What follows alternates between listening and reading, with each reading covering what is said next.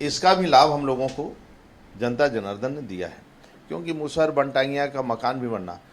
दूसरा है कानून का राज। लोगों को पहली बार एहसास हुआ कि कानून का राज है और विकास के नाम पर वोट दिया। लोग जाति को नकारा है, जाति को, वंशवाद को लोगों ने नकारा है और एक सक्षम नेतृत्व को लोगों ने स्वीकार किया है, जो हमें लगता है कि वास्तव में आगे भी जनता जनार्दन की सेवा करना पड़ेगा, ईमानदारी से करना पड़ेगा और कुल मिलाकर सभी समाज के सभी वर्गों को लेकर चलना पड़ेगा। हम देख रहे हैं कि बसपा और कांग्रेस तो बिल्कुल साथ। वास्तव में एक कल्पना नहीं थी बसपा की इतना पीछे जाएगी। हम लोगों को अंदाज था कि बसपा अच्छा लड़ेगी, लेकिन अब समीक्षा करना चाहिए बहन जी को, क्यों ऐसा स्थिति हुआ, क्योंकि बसपा को इतना नीचे जाना नहीं चाहिए था। और जो समीकरण बना, हमें लगता है सपा ने बहुत व्यवस्थित और चालाकी से चुनाव लड़ा। सपा को भी जो रुझान देख रहा हूं, अखिलेश यादव 5 साल नहीं दिखाई दिए, कुछ किए भी नहीं। लेकिन अब चुनाव के बाद मेरा यही निवेदन रहेगा सभी से कि सत्ता पक्ष और विपक्ष में अब दोनों मिलकर जनता की सेवा करना चाहिए। तो आपको लगता है कांग्रेस जिस तरीके से लगातार कह रही थी लड़की हूँ, लड़ सकती हूँ, या बहुत सारे नारे प्रियंका गांधी ने दिए, आपको लगता है कि वाकई नहीं चल पाए? मैं सुझाव नहीं दे सकता, लेकिन वंशवाद को लोगों ने नकारा है, वंशवाद और परिवारवाद को उन्होंने नकारा है। अब विकास के ही आधार पर लोगों को आगे बढ़ना पड़ेगा, झूठ का सहारा नहीं लेना पड़ेगा।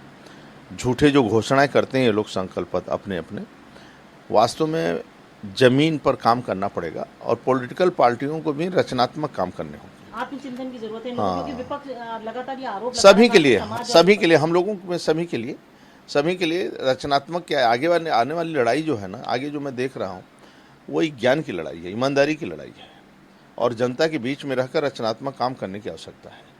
जनता से बराबर संपर्क में रहना और जनता और हमारे में दूरी नहीं होनी चाहिए और उसको हर समय रहना चाहिए। उसको दिखावा नहीं होना चाहिए लोगों का कि दिखावा उसके सामने करें। तो मेरा मानना है कि जनता जनार्दन का आशीर्वाद आवश्यक है और उनकी समस्या का समाधान, उनको किसी प्रकार का दुख तकलीफ नहीं होना चाहिए और मिलकर संगठन सत्ता को, दोनों को मिलकर जनता की सेवा करना। नतीजे आने से पहले बहुत सारे आरोप चले और ईवीएम को लेकर के हो या बैलेट, बहुत सारी चीज़ों को लेकर आरोप लगा, खासकर समाजवादी पार्टी शुरुआत से ईवीएम को लेकर लगा रही है कि सरकार जो है अपना सत्ता का दुरुपयोग करके हैक करा रहे हैं या जान करके उनके प्रत्याशियों को हराने का काम कर सकते हैं। आप कैसे देखते हैं उनके आरोप? ये है स्वाभाविक है, लोग बोलते रहते हैं, अपना एक दूसरे पर आरोप लगाते रहते हैं, लेकिन जनता जनार्दन ने जिस प्रकार का आशीर्वाद दे, चाहे सत्ता पक्ष हो चाहे विपक्ष हो, उसको जनता जनार्दन का निर्णय स्वीकार करना चाहिए और राज्य के अंदर शांति की व्यवस्था रहनी चाहिए, शांति कायम रहे और सभी लोग मिलकर उत्तर प्रदेश को आगे बढ़ाना चाहिए और गरीबी से लड़ना चाहिए, गरीबों का विकास करना चाहिए, गरीबों को खुशहाल रखना चाहिए। और दलित, शोषित, वंचित है, पिछड़ा है, बहुत दिनों तक संघर्ष करता है, ये सबों को आगे बढ़ाना चाहिए।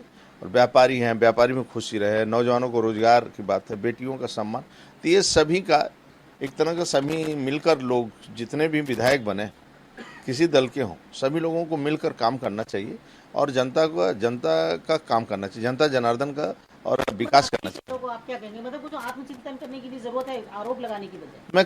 मैं यही कहूँगा 5 साल यदि आप दिखते रहेंगे जनता के बीच में और जनता और मिलकर सत्ता पक्ष, यानी कि रोज रोज कोसिए, कुछ करिए, ऐसा नहीं रहता।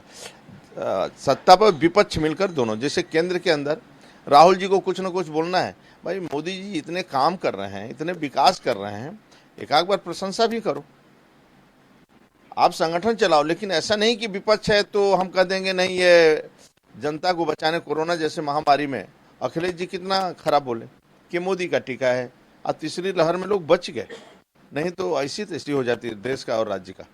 आज आज टीका के कारण बच गए, गरीब भूख से नहीं मरा भाई, भूख से बच गए, 15 करोड़ को अन्न दे। अभी आप सुन रहे थे स्वतंत्र देव सिंह, भारतीय जनता पार्टी के अध्यक्ष। वो अभी जो रुझान आ रहे हैं उन रुझानों पर अपनी प्रतिक्रिया देते हुए, हमारे पास इस वक्त 397 सीट्स का डेटा हमारे पास आ चुका है। इस डेटा के मुताबिक 244 सीट पर भारतीय जनता पार्टी और उनका गठबंधन आगे चल रहा है।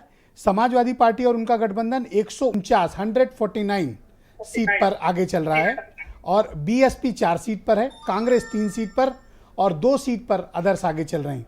यानी भारतीय जनता पार्टी बहुमत के आंकड़ों से रुझान में कहीं आगे निकल चुकी है। 244 सीटों पर बीजेपी इस वक्त रुझानों में खड़ी हुई है। समाजवादी पार्टी 149 सीट पे और बीएसपी 4, कांग्रेस 3 और 2 सीटों पर। ब्रजेश शुक्ला उत्तर प्रदेश के बहुत ही जाने माने पत्रकार।